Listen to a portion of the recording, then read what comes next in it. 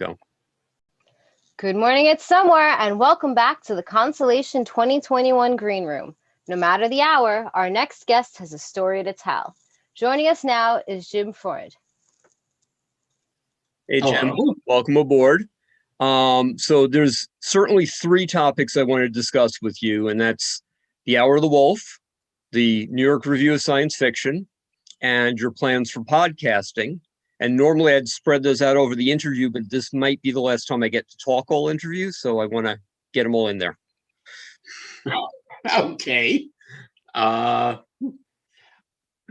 go in reverse order. Podcast is still a work in progress.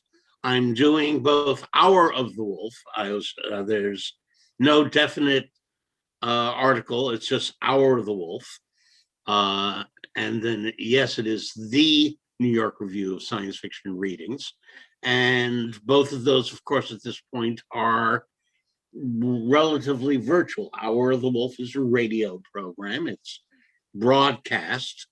It's in a radio station, WBAI 99.5 FM in New York, and streams over WBAI.org.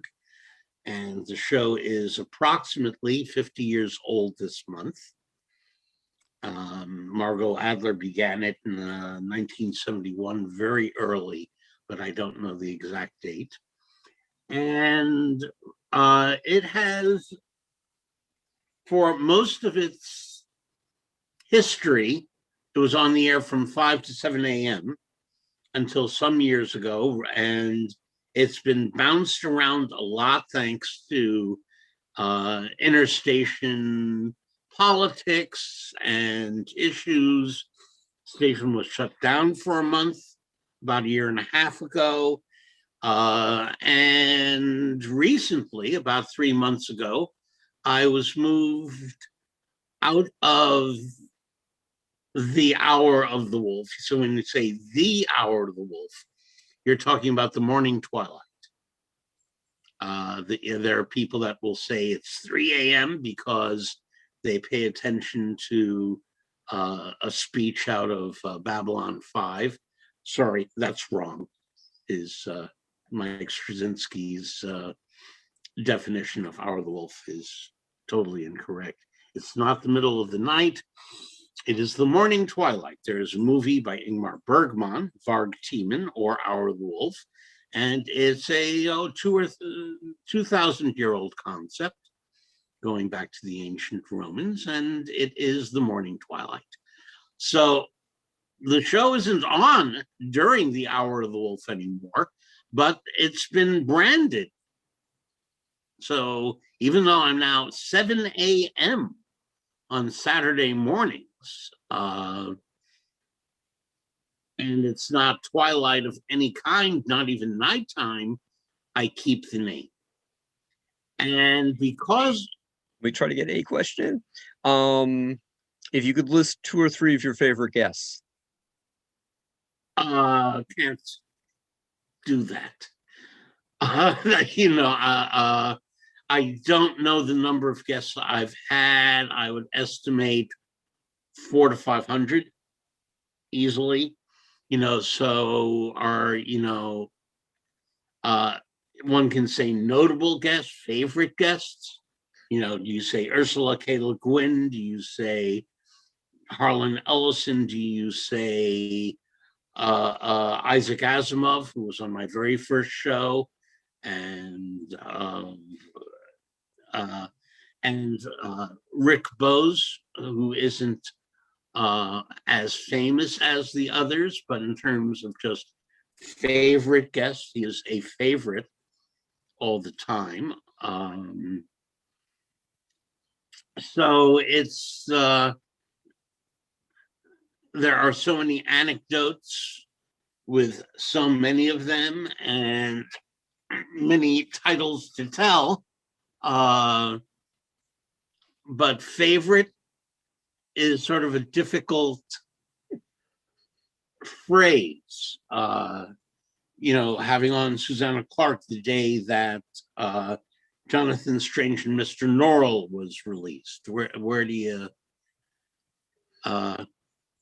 It's a long list. Mhm. If people want to look at it, they can go to ourwolf.com, which is a very, very out-of-date website. But I have a list of several hundred guests that I have had. So Tell me a little bit about the New York Review of Science Fiction stuff. well, okay. Like Hour of the Wolf. Hour of the Wolf was created by Margot Adler, and I took it over. The New York Review of Science Fiction is a magazine that was started by Dave Hartwell some 31 years ago. And his secondary editor, I don't remember his exact title, was an associate editor, was Gordon Van Gelder. And this is obviously before Gordon bought F&SF and became a publisher. He's still with St. Martin's Press, I believe.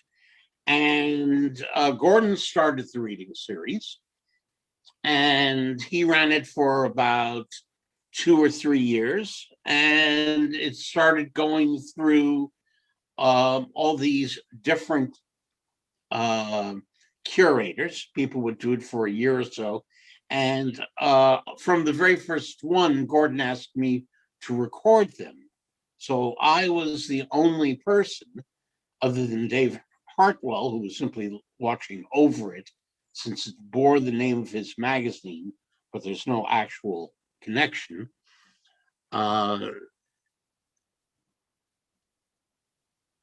I sort of became the kingmaker of who would the next host be.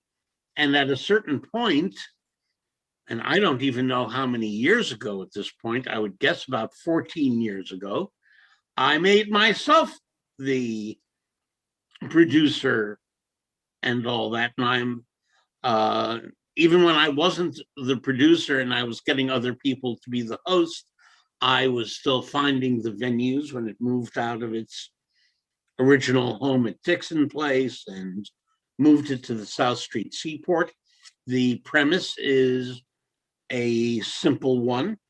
One evening, 2 readers, hopefully compatible as far as the listener is concerned.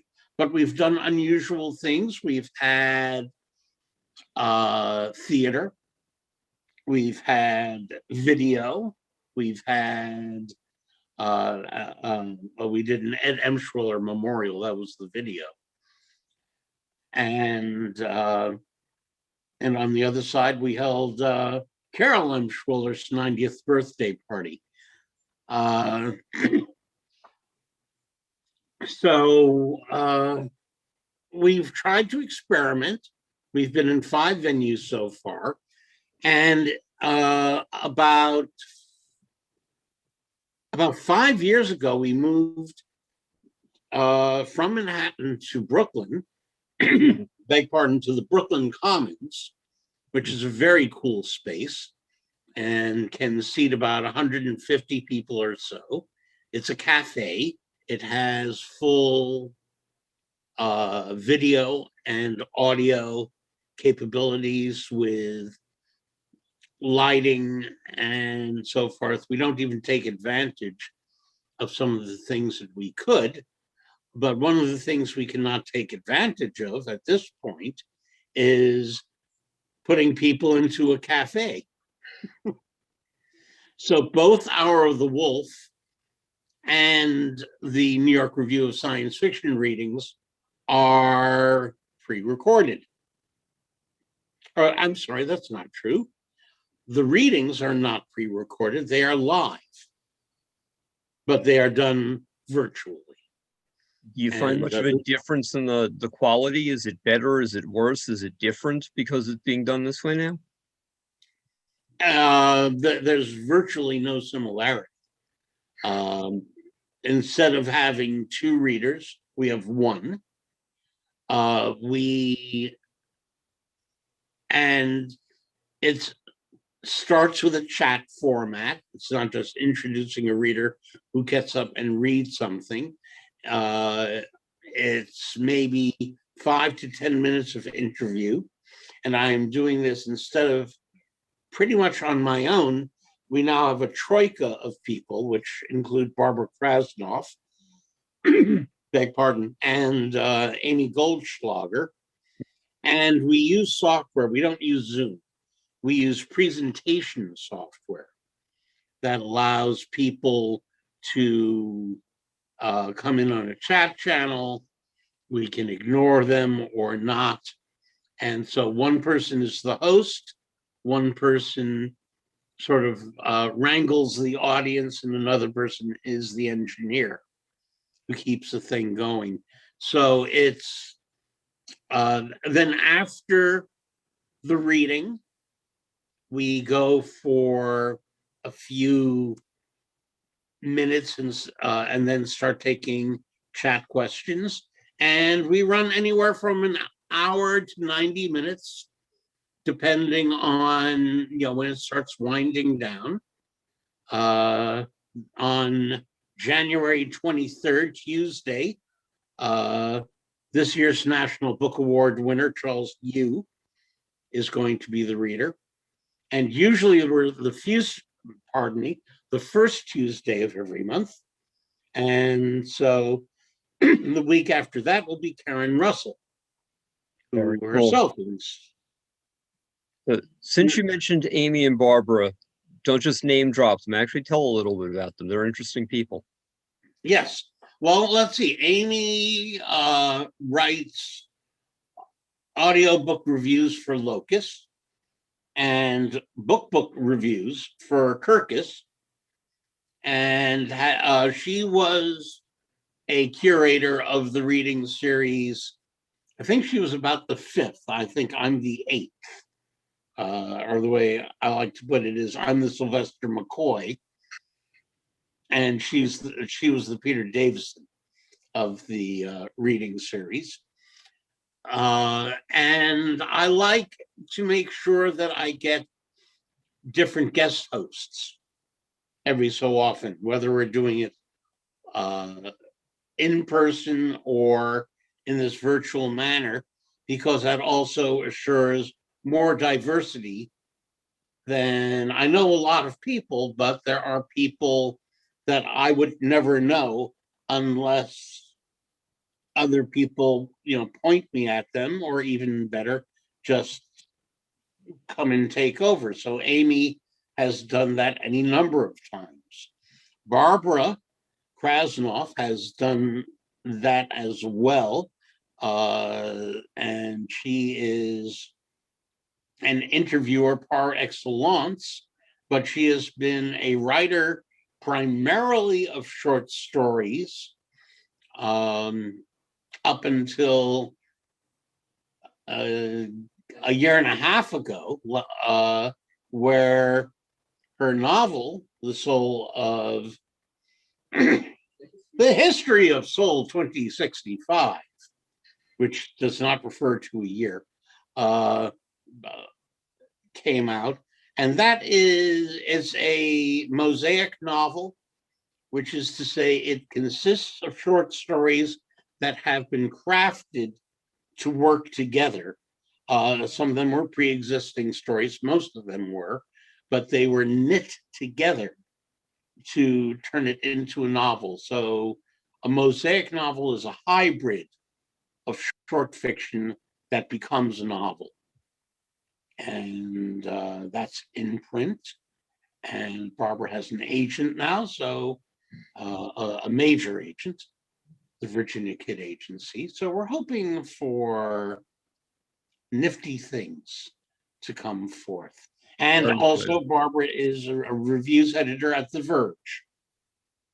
Yeah, that's very cool stuff. And we will ask you for all those links, and we'll put all those links into the description so that anybody who wants to follow up can do that.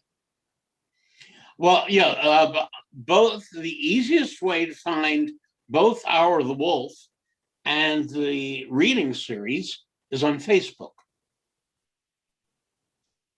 So you just go to Facebook and look up Hour of the Wolf, and you will see the videos, or you tune in 99.5 FM in the New York area.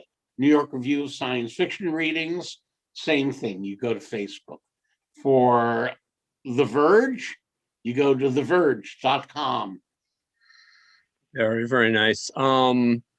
So you're doing the readings, you're doing the radio show. What are you thinking of doing with the podcast? What's the other voice that you want to bring forward? What's the opportunity it's going to give you? It's going to give me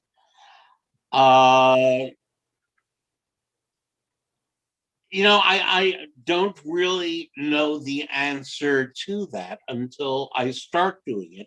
And in a way, I have started doing it. The videos that are coming out of Hour of the Wolf, initially, I was thinking just, a normal podcast. But podcasts are not radio. And from my viewpoint, podcasts are limited. They open certain things up because of the type of discourse you have, but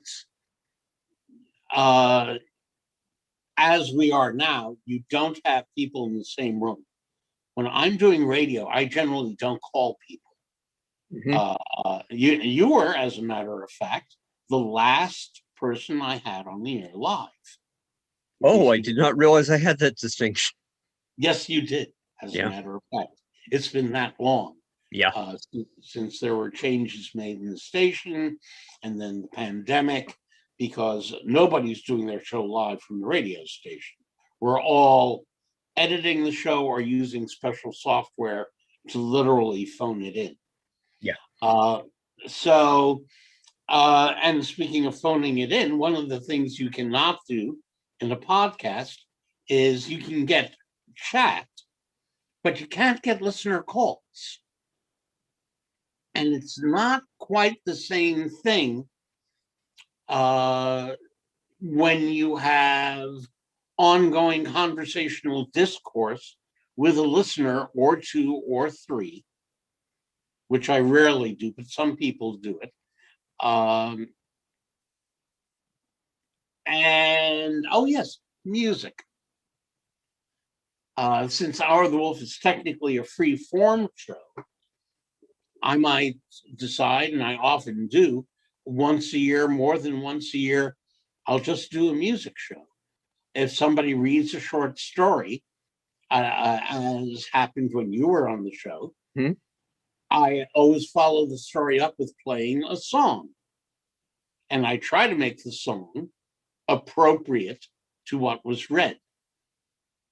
And I legally, we do pay BMI and ASCAP and everything, so it is absolutely legal for us to use any music we like whatsoever. This is broadcast, it is not the internet. So the Corporation for Public Broadcasting covers, we don't get grants from them, but we do let them pay our bill for music. And they get a special rate for nonprofit, non-commercial stations. And I should mention that Hour of the Wolf has been nonprofit. I'm sorry, go ahead. One of the things that podcasting might bring me might be the ability to monetize some of my activities. After doing all this for 50 years, I thought it might be nice if I can at least break even, as opposed to, the cab fare and things I need to do. Yeah, well, since you mentioned music rights, I suspect you have some opinions about intellectual property and respect for it. Maybe we can chat about that for a minute. Absolutely. Well, yeah, I obviously IP has changed. It cannot be what it was. I do not understand why it is possible for a radio station to legally and properly promote an artist, play an artist, showcase an artist, and exploit an artist. It's a two-way street, but you can't do it on the internet.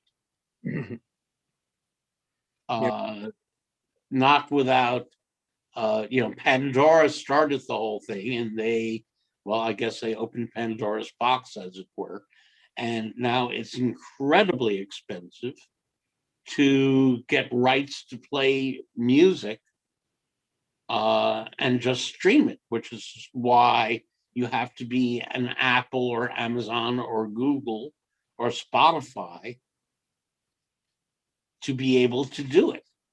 But your show and my podcast cannot just go and start playing music that's unless it's before 1927. Yes.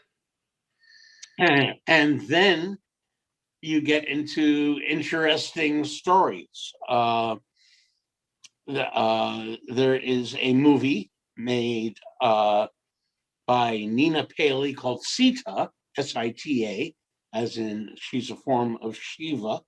Sita Sings the Blues. Wonderful movie, available for free, public domain. Find it on your local internet or your far-flung internet. And she got the rights to some 14 songs sung by Annette Henshaw, and she got them from the family. And that was great. They're used well in the movie. They showed the movie on PBS, no problem. She had the movie streaming on YouTube, no problem. And then it was so popular that she put out a DVD. And the moment she put out a DVD, she got hit by Warner Brothers for the rights because now copies were being made. Yeah. The other two were legal.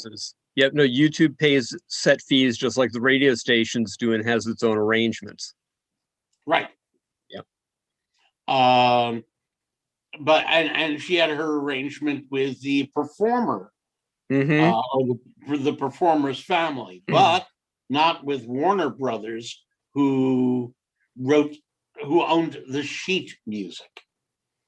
And it's actually the right to use that sheet music that is not necessarily always included. Now rights are moving along again. New things are released in every year. And I think we're up to 1927 is, I believe, the cutoff year. There was a lot of lobbying done to extend that cutoff year quite a bit, but now we're finally seeing things roll forward again. Yes. Yeah, they couldn't Mickey Mouse the thing forever.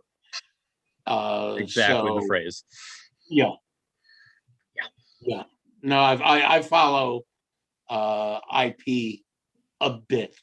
I'm very much in favor of. I don't believe that everything should be public domain, but I like actually the original idea that when it was brought to the U.S., despite the fact that it was by Thomas Jefferson, that a person should be recompensed for their intellectual property and be able to exploit it. Thomas Jefferson's idea was for 5 years. And after that, it would become the property of the citizens of the US, that is to say, the public. That's where the concept of public domain comes from.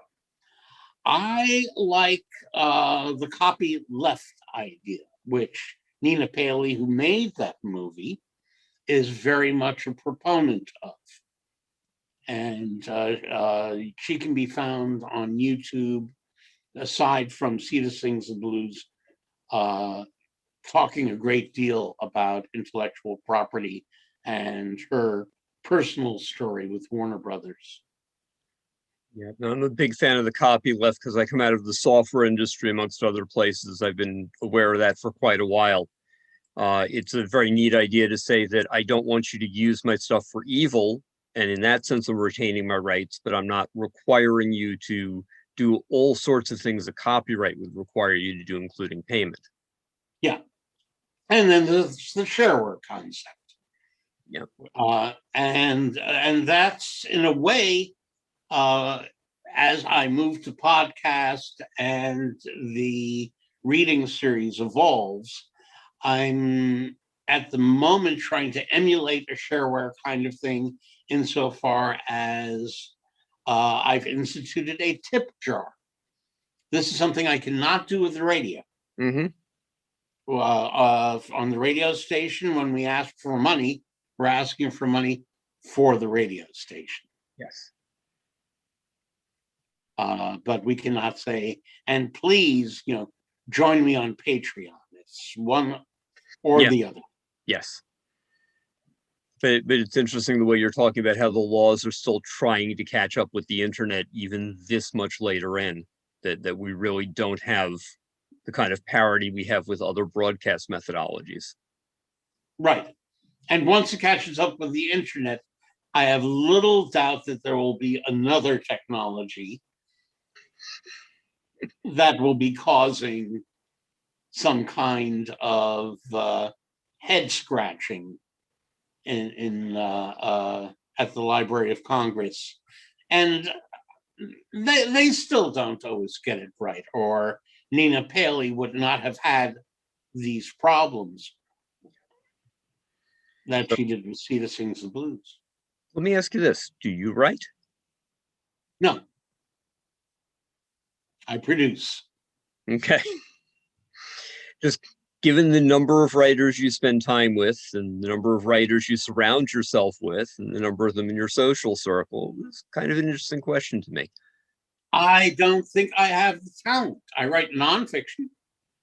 I used to be a software reviewer. Mm-hmm. And occasional commentator. I worked for Ziff Davis, but most of what I did for Ziff Davis was online before the internet, not before the internet, but before the internet was popular, before Tim Berners-Lee developed the web and all that. And I was there for the birth of but I was online. I met Barbara Krasnoff online.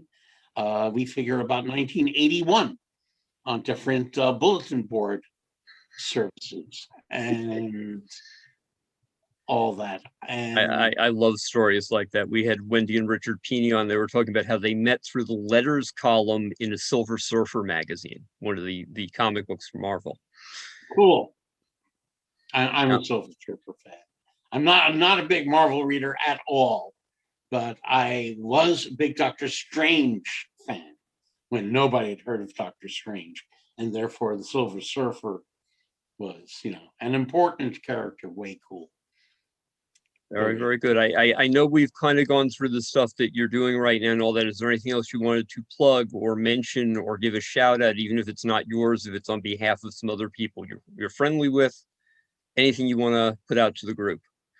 Not that I can think of offhand, other than The History of Soul 2065 by Barbara Krasnoff, Krasnoff, available where all better physical and ebooks are sold. But I think the best thing to do is to go to the publisher, to his website, Mike Allen.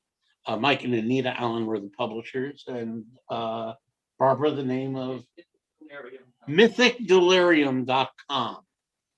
And they also put out a magazine every so often, Mythic Delirium. But they are a micro press, large books, but they only do 2 or 3 books a year. And they craft them very well, very high quality. And I didn't even mention that one of the stories, one of the chapters of Barbara's book was a Nebula finalist. Very impressive. Story called Sabbath Wine. And her website, we'll put a link to it later, is brooklynwriter.com. Very good. It's good to know Brooklyn has at least one of those. Yes. But and Barbara being also very much an internet pioneer, or at least user, Mhm. pioneer user, as opposed to pioneer creator, um, had her choice Yeah. of addresses.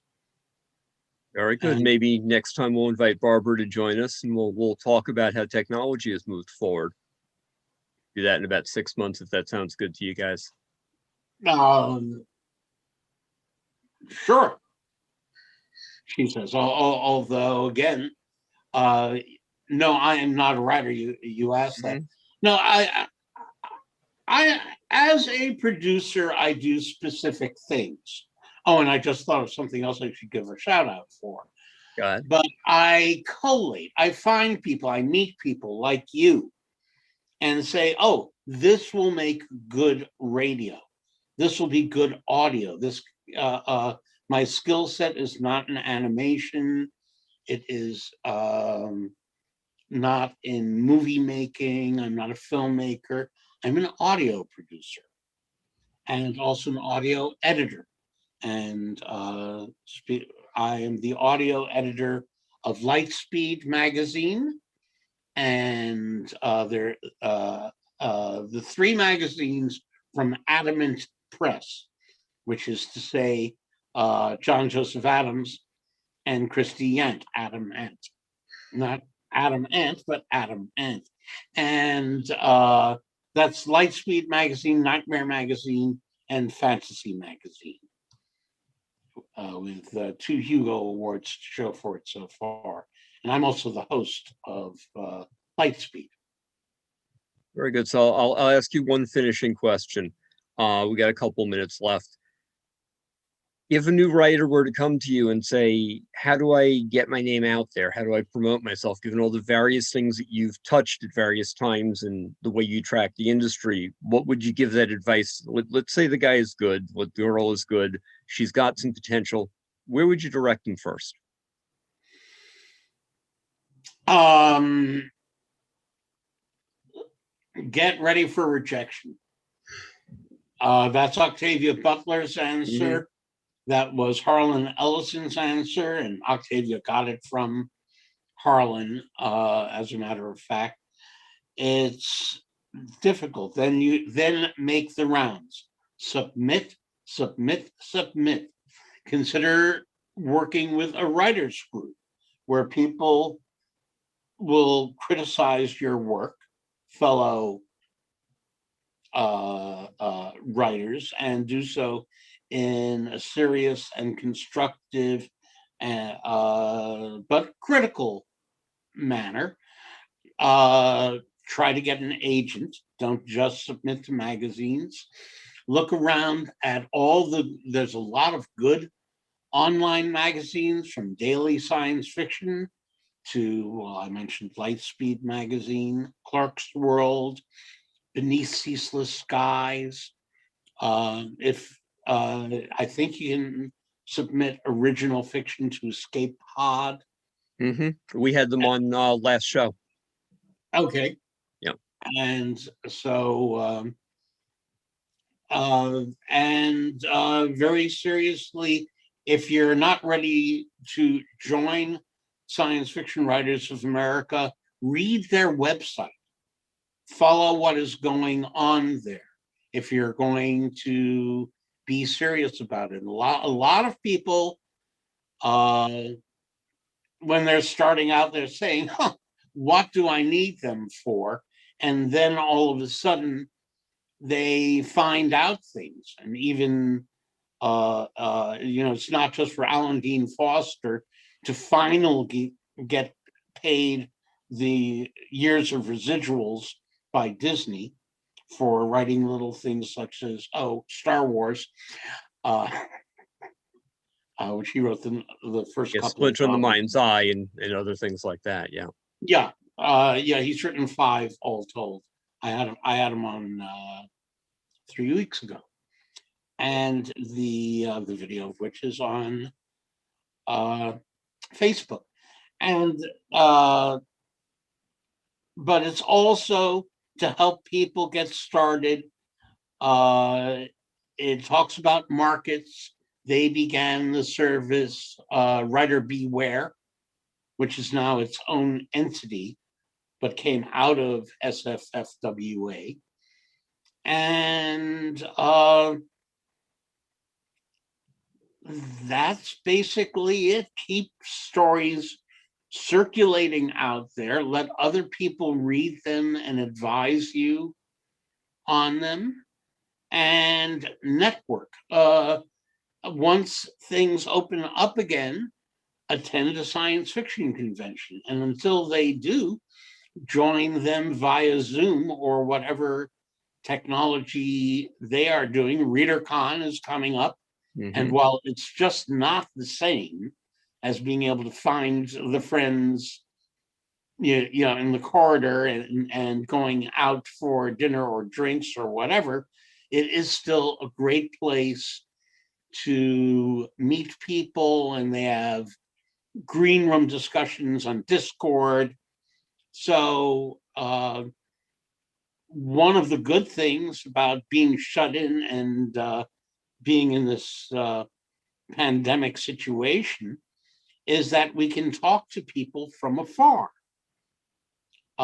With the reading series, I would not have one of our first guests when we went virtual was Jack Dan from Melbourne.